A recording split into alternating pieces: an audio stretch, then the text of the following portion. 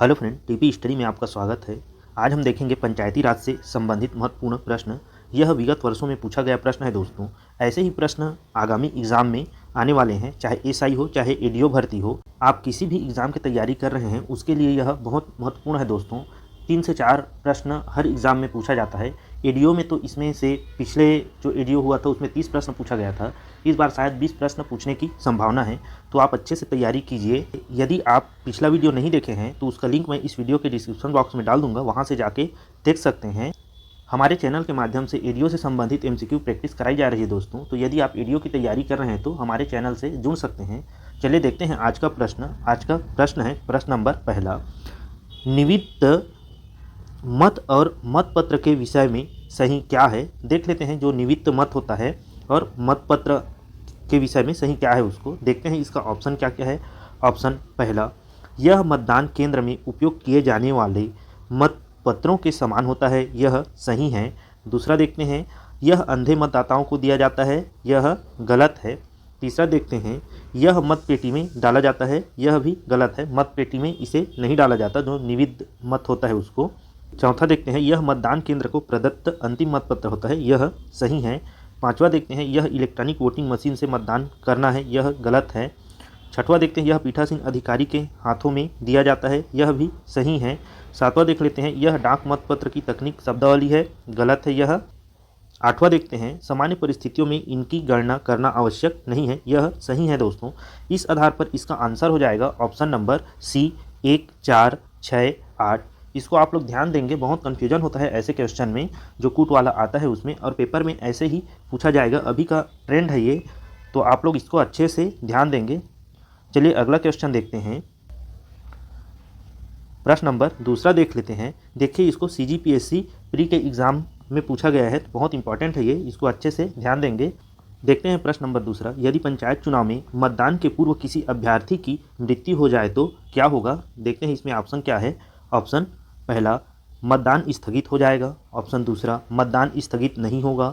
Option तीसरा, यदि केवल एक अभ्यर्थी शेष रहे तो मतदान स्थगित हो जाएगा। चौथा, यदि एक से अधिक अभ्यर्थी शेष रहे तो मतदान स्थगित नहीं होगा। इसका आंसर हो जाएगा ऑप्शन नंबर सी, तीसरा चौथा। जो तीसरा चौथा है दोस्तों, यही सही है। जब किसी अभ्यर्थी की मृत्यु हो जाती है तब ऐसे ही नियम लागू होता है। यदि केवल एक अभ्यर्थी शेष रहे तो मतदान स्थगित हो जाता है, और एक से अधिक अभ्यर्थी हैं तो मतदान जो है स्थगित नहीं होता। तो इसका आंसर हो जाएगा ऑप्शन नंबर सी, 3, 4। अगला देखते हैं, प्रश्न नंबर तीसरा देख लेते हैं। पंचायत चुनाव में यदि किसी उम्मीदवार की मृत्यु हो जाए और पद के लिए चुनाव लड़ने वाला केवल एक उम्मीदवार शेष रह जाए तो क्या होगा। देखिए दोस्तों, यहाँ अगर चुनाव लड़ने वाला केवल एक उम्मीदवार शेष रह जाए तो क्या होगा पूछा है। पिछले क्वेश्चन में जस्ट ऐसे ही हम लोग देखे हैं। देखते हैं इसका ऑप्शन क्या दिया है। ऑप्शन ए दिया है, वह एक उम्मीदवार निर्विरोध निर्वाचित घोषित हो जाएगा। ऑप्शन बी, निर्वाचन प्रत्यादिष्ट हो जाएगा। ऑप्शन सी, नामांकन प्रक्रिया पुनः शुरू होगी। ऑप्शन डी, निर्वाचन अधिकारी इस विषय पर निर्णय लेगा। ऑप्शन ई, इनमें से कोई नहीं। इसका आंसर हो जाएगा दोस्तों ऑप्शन नंबर बी, निर्वाचन प्रत्यादिष्ट हो जाएगा। प्रत्यादिष्ट अर्थात निर्वाचन जो है रद्द हो जाएगा। यदि किसी अभ्यर्थी की मृत्यु हो जाती है और चुनाव लड़ने वाले केवल एक उम्मीदवार ही शेष रह जाते हैं तब निर्वाचन जो है स्थगित हो जाता है, रद्द हो जाता है या प्रत्यादिष्ट हो जाता है। इन सब जो शब्द है उसको आप लोग ध्यान देंगे, पेपर में ऐसे ही पूछा जाता है। केवल एक ही शब्द को ध्यान देकर ना पढ़ें, बहुत सारा इसमें वर्ड होता है एक ही अर्थ निकालने वाले, तो इसको आप लोग ध्यान देंगे। देखिए इसको सीजीपीएससी लाइब्रेरियन 2017 के पेपर में पूछा है, तो बहुत इंपॉर्टेंट है दोस्तों, आप लोग ध्यान देंगे इसको। चलिए अगला देखते हैं। प्रश्न नंबर चौथा देख लेते हैं।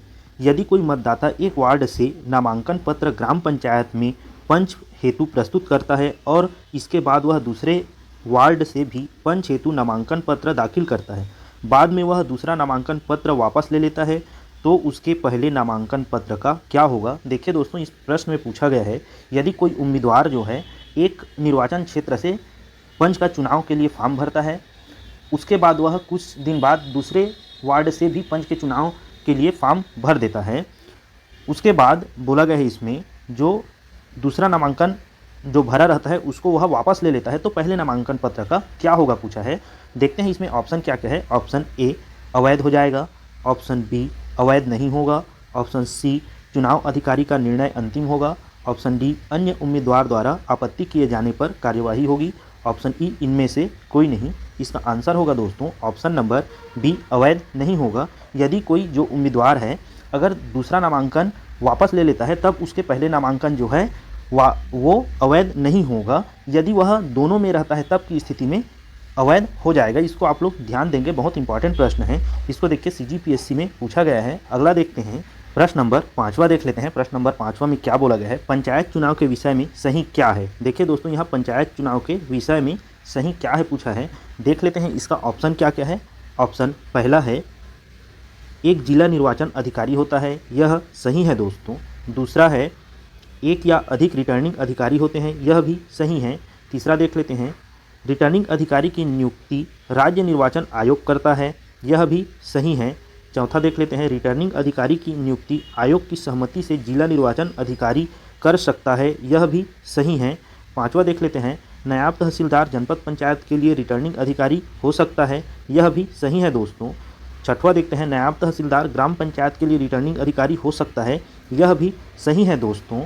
सातवां देखते हैं नायब तहसीलदार जिला पंचायत के लिए रिटर्निंग अधिकारी हो सकता है, यह गलत है दोस्तों। जो जिला पंचायत होता है उसके लिए रिटर्निंग अधिकारी आपका कलेक्टर होता है, न कि तहसीलदार। आठवां देखते हैं जिला निर्वाचन अधिकारी ही एकमात्र रिटर्निंग अधिकारी हो सकता है, यह भी गलत होता है। तहसीलदार भी होता है, कलेक्टर भी होता है, रिटर्निंग अधिकारी जिला निर्वाचन अधिकारी एकमात्र रिटर्निंग अधिकारी नहीं हो सकता। इस आधार पर इसका आंसर हो जाएगा ऑप्शन नंबर ए, पहला, दूसरा, तीसरा, चौथा, पाँचवा, छठवां। इसको आप लोग ध्यान देंगे, पेपर में पूछा जाता है। चलिए अगला देखते हैं प्रश्न नंबर छठवां देख लेते हैं। देखिए दोस्तों इसको व्यापम VFM 2021 के पेपर में पूछा गया है। देखते हैं प्रश्न को। प्रश्न नंबर छठवां में क्या बोला है, निर्वाचन के संबंध में कौन सा सुमेलित नहीं है। देख लेते हैं दोस्तों कि निर्वाचन के संबंध में कौन सा सुमेलित नहीं है उसको। ऑप्शन पहला देखते हैं जिला पंचायत का अध्यक्ष। ऑप्शन दूसरा जनपद पंचायत का अध्यक्ष। ऑप्शन तीसरा ग्राम पंचायत का सरपंच। ऑप्शन चौथा ग्राम सभा का सभापति। ऑप्शन पाँचवा जिला पंचायत और जनपद पंचायत का उपाध्यक्ष। ऑप्शन छठवा ग्राम पंचायत का उप सरपंच। इसका आंसर है दोस्तों ऑप्शन नंबर डी, तीसरा, चौथा। ये क्वेश्चन बहुत कॉम्प्लिकेटेड है, इसको आप लोग ध्यान देंगे। इसको अप्रत्यक्ष और प्रत्यक्ष निर्वाचन के आधार पर इसका आंसर लिया गया है। इस क्वेश्चन में आप लोग फंसेंगे। देखिए ग्राम पंचायत का उप सरपंच बोला गया है, आंसर में इसी को लिया गया है। ऑप्शन के आधार पर आंसर लिया गया है। उप सरपंच का चुनाव अप्रत्यक्ष होता है, किंतु आंसर इस आधार पर लिया गया है। देखिए सरपंच का चुनाव प्रत्यक्ष होता है और उप सरपंच का अप्रत्यक्ष, फिर भी 3 और 6 को आंसर लिया गया है। आंसर इस आधार पर लिया गया है। देखिए उप सरपंच बनने से पहले वह पंच होता है, तो पंच का चुनाव प्रत्यक्ष होता है। इस आधार पर इसका आंसर लिया है कि ग्राम पंचायत का उप सरपंच जो होता है वह भी प्रत्यक्ष रूप से चुना जाता है। ऐसे करके इसका आंसर लिया गया है ऑप्शन के आधार पर। तो आप लोग इसको विशेष रूप से ध्यान देंगे। ऐसा प्रश्न पूछा जाता है पेपर में, जो पंचायती राज के जो प्रश्न होते हैं उसमें ऐसा फंसाने वाला क्वेश्चन पूछा जाता है। तो आप लोग पंचायती राज जब भी पढ़ रहे हैं एकदम गहन अध्ययन के साथ पढ़ें, हर एक क्षेत्र को देखें, तभी इसमें का क्वेश्चन बनता है। बाकी क्वेश्चन प्रैक्टिस के लिए तो मैं हूँ ही, मुझसे जुड़ सकते हैं और क्वेश्चन प्रैक्टिस कर सकते हैं अच्छा से। चलिए देखते हैं अगला प्रश्न।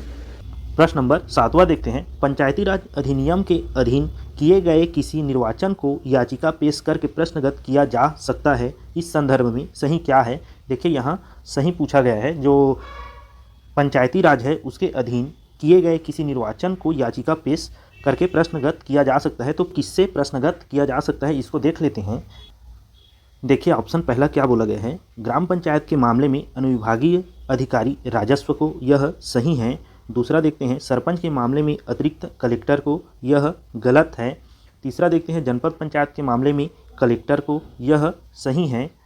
चौथा देख लेते हैं अध्यक्ष जनपद पंचायत के मामले में संभागीय आयुक्त को, यह गलत है। पांचवा देखते हैं जिला पंचायत के मामले में संचालक पंचायत को, यह सही है। छठवा देखते हैं अध्यक्ष जिला पंचायत के मामले में प्रमुख सचिव पंचायत को, यह गलत है दोस्तों। इस आधार पर इसका आंसर हो जाएगा ऑप्शन नंबर डी, 1, 3, 5।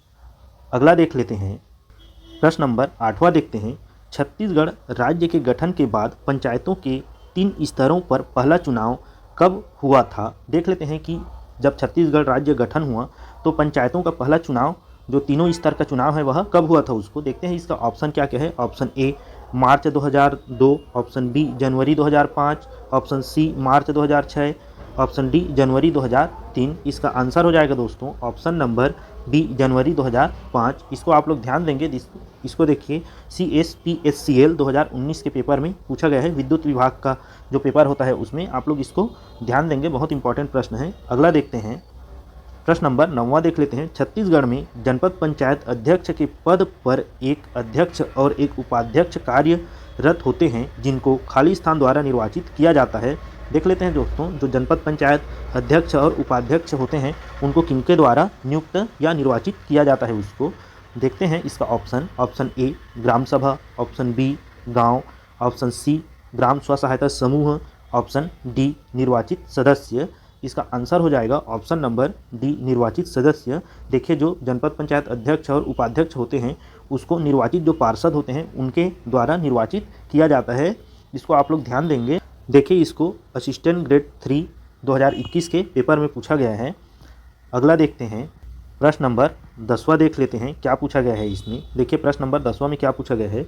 उप सरपंच अपने पद से किस प्रकार हटाया जा सकता है। देखिए दोस्तों यहाँ जो उप सरपंच होते हैं उसको उसके पद से किस प्रकार हटाया जा सकता है पूछा है।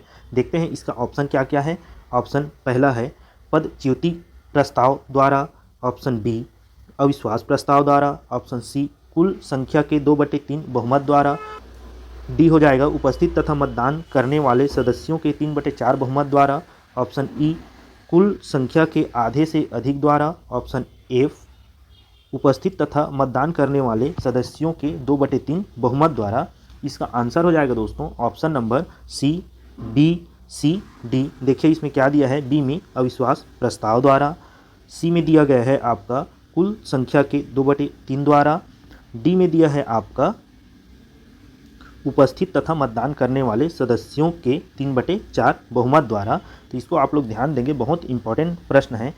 देखिए पदच्युति प्रस्ताव ऐसा कोई प्रस्ताव होता नहीं है तो इसको तो पहले ही आप लोग डिलीट कर दीजिए।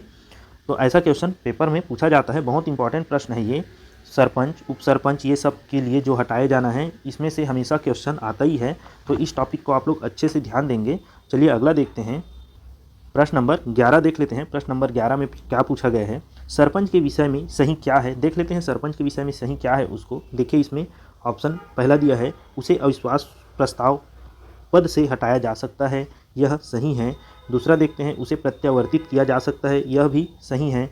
तीसरा देख लेते हैं सदस्यों की मांग पर यदि सरपंच 3 अवसरों पर ग्राम पंचायत की बैठक नहीं बुलाता तो उसे पदच्युत किया जा सकता है, यह भी सही है। चौथा देख लेते हैं यदि 3 अवसरों पर ग्राम सभा में गणपूर्ति के लिए वह असफल होता है तो उसे पदच्युत किया जा सकता है, यह गलत है दोस्तों। इस आधार पर इसका आंसर हो जाएगा ऑप्शन नंबर सी पहला, दूसरा, तीसरा। यहीं अगर हम लोग देखें, देखिए यहाँ प्रत्यावर्तित का अर्थ होता है वापस बुलाना या रिकॉल, इसी को प्रत्यावर्तित बोलते हैं। तो उप सरपंच जो सरपंच होता है उसको प्रत्यावर्तित किया जा सकता है। और चौथा ऑप्शन देखते हैं किस लिए गलत है। देखिए यहाँ ग्राम सभा में गणपूर्ति के लिए 3 अवसरों पर अगर असफल होता है तो उसको 2 अवसर और दिया जाता है। यदि वो और दिए गए 2 अवसर में असफल होता है तब उसको पद से हटाया जा सकता है, 3 अवसरों में नहीं हटाया जा सकता। जबकि ग्राम पंचायत में 3 अवसर में यदि वह बैठक नहीं बुला पाता तब उसे पदच्युत किया जा सकता है। तो इन दोनों अंतरों को आप लोग विशेष ध्यान देंगे, बहुत बारीक अंतर है, गलत होने की संभावना बहुत ज़्यादा है। तो ऐसे ऐसे अंतर को आप लोग अच्छे से ध्यान देंगे। चलिए अगला देखते हैं प्रश्न नंबर 12 देख लेते हैं क्या पूछा गया है इसमें। निम्न में से कौन से सही हैं। देखिए यहाँ कौन से सही है पूछा है, तो देख लेते हैं इसका ऑप्शन क्या क्या है। ऑप्शन पहला सरपंच को एक पदच्युति प्रस्ताव द्वारा पदच्युत किया जा सकता है, यह गलत है दोस्तों। पिछले ही क्वेश्चन में बताया हूँ ऐसा कोई प्रस्ताव नहीं होता उसको, तो पहला तो गलत हो जाएगा। दूसरा देख लेते हैं सरपंच को अविश्वास प्रस्ताव द्वारा पदच्युत किया जा सकता है, यह सही है। तीसरा देखते हैं सरपंच को प्रत्यावर्तित किया जा सकता है, यह भी सही है। चौथा देख लेते हैं यदि सरपंच ग्राम पंचायत की मासिक बैठक 3 बार बुलाने में असफल होता है तो उसे पदच्युत किया जा सकता है, यह भी सही है। पिछले ही क्वेश्चन में इसके बारे में डिटेल बताया हूँ। पांचवा देखते हैं यदि सरपंच ग्राम पंचायत की मासिक बैठक 2 बार बुलाने में असफल होता है तो वह पदच्युत किया जा सकता है, यह गलत है। 2 बार नहीं होता, 3 बार होता है। छठवां देखते हैं, सरपंच को निदेशक पंचायत द्वारा पदच्युत किया जा सकता है। यह गलत है दोस्तों, कोई निदेशक पंचायत द्वारा पदच्युत नहीं किया जाता। इस आधार पर इसका आंसर हो जाएगा ऑप्शन नंबर सी 2, 3, 4। इसको आप लोग ध्यान देंगे, ऐसा क्वेश्चन पेपर में बार बार पूछा गया है। देखिए इसको सीजी व्यापम में एक बार पूछा जा चुका है। चलिए अगला देखते हैं, प्रश्न नंबर 13 देख लेते हैं क्या पूछा गया है। जनपद पंचायत के अध्यक्ष के विरुद्ध अविश्वास प्रस्ताव के विषय में सही क्या है। देख लेते हैं कि जनपद पंचायत के अध्यक्ष के जो विरुद्ध अविश्वास प्रस्ताव लगाया जाता है उसके विषय में क्या है सही जो है उसको देखते हैं। ऑप्शन पहला क्या है, प्रस्ताव स्पष्ट बहुमत से पारित होना चाहिए, यह गलत है दोस्तों। दूसरा देख लेते हैं, प्रस्ताव निरक्षेप बहुमत से पारित होना चाहिए, यह भी गलत है। तीसरा देखते हैं, प्रस्ताव कुल निर्वाचित सदस्यों के 2/3 बहुमत से पारित होना चाहिए, यह सही है दोस्तों। चौथा देख लेते हैं, प्रस्ताव उपस्थित तथा मतदान करने वाले निर्वाचित सदस्यों के 2/3 बहुमत से पारित होना चाहिए, यह गलत है। पांचवा देख लेते हैं, प्रस्ताव कुल निर्वाचित सदस्यों के 3/4 बहुमत से पारित होना चाहिए, यह भी गलत है। छठवां देखते हैं, प्रस्ताव उपस्थित तथा मतदान करने वाले निर्वाचित सदस्यों के 3/4 बहुमत से पारित होना चाहिए, यह सही है दोस्तों। इस आधार पर इसका आंसर हो जाएगा ऑप्शन नंबर सी तीसरा और छठवां। प्रस्ताव कुल निर्वाचित सदस्यों के 2/3 बहुमत से पारित होना चाहिए और प्रस्ताव उपस्थित तथा मतदान करने वाले निर्वाचित सदस्यों के 3/4 बहुमत से पारित होना चाहिए। देखिए इसको सीजीपीएससी में एक बार पूछा जा चुका है, तो बहुत इंपॉर्टेंट क्वेश्चन है ये। अविश्वास प्रस्ताव वाला जो क्वेश्चन है वो हमेशा पूछा ही जाता है, तो आप लोग विशेष रूप से अविश्वास प्रस्ताव वाला जो टॉपिक है उसको अच्छा से पढ़ेंगे।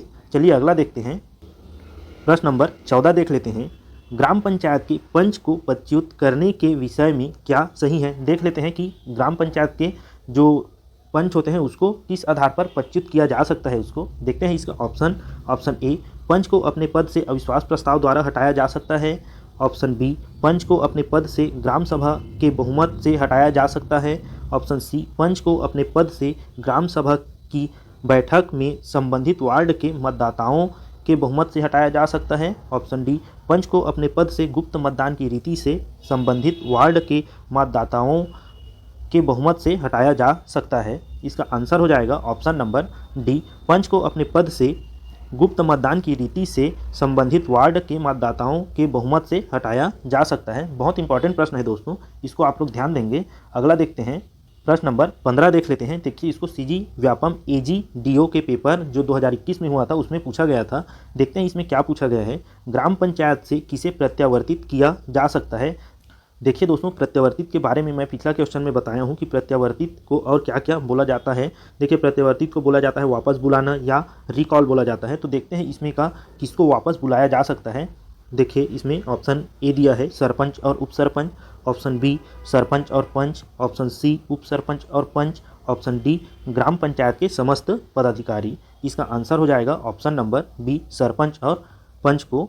देखिए दोस्तों, ग्राम पंचायत के जो मतदाता होते हैं उनके द्वारा सरपंच और पंच को ही प्रत्यावर्तित किया जाता है, क्योंकि ये दोनों प्रत्यक्ष निर्वाचन से चुने जाते हैं, जबकि उप सरपंच को प्रत्यावर्तित नहीं किया जाता क्योंकि यह अप्रत्यक्ष रूप से चुना जाता है। हाँ, लेकिन यही ध्यान देंगे, उप सरपंच को पंच के रूप में प्रत्यावर्तित किया जा सकता है, लेकिन उप सरपंच को उप सरपंच के रूप में प्रत्यावर्तित नहीं किया जाता। ये जो बारीकी है उसको आप लोग ध्यान देंगे। चलिए आज का क्लास यहीं तक रखते हैं। यदि आपको हमारा यह वीडियो अच्छा लगा होगा तो हमारे चैनल को सब्सक्राइब करें, शेयर करें और बेल आइकन को प्रेस करें। धन्यवाद दोस्तों।